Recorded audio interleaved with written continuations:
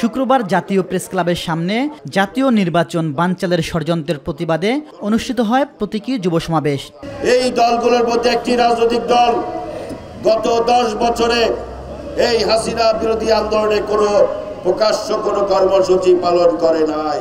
এ সময় বিএনপির vice chairman Shamsuzzaman দুদু বলেন, দেশকে নির্বাচনের রাস্তায় নামালে দেশ আবার স্বাভাবিক অবস্থায় ফিরে আসবে।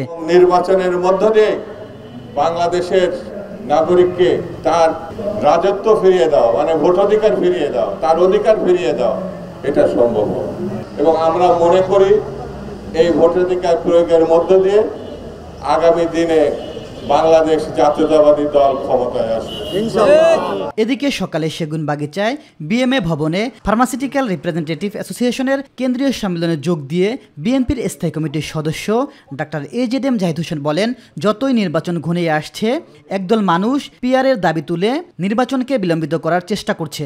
জনগণ না চাইলেও জনগণের কথা বলে মতামত দেওয়ার দাবিদার হওয়ার জন্য যারা আজকে এই সমস্ত দাবি তুলছেন তারা সত্যিকার অর্থে নিজের বিবেককে প্রশ্ন করুন।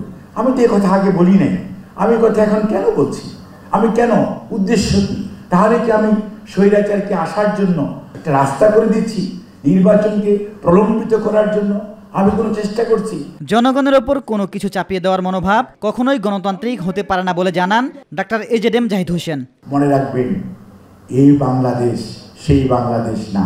আপনি ইচ্ছা করলেই বিশৃঙ্খলা সৃষ্টি করতে পারবেন না। ইলিয়াস মাতবর, মাই টিভি, ঢাকা।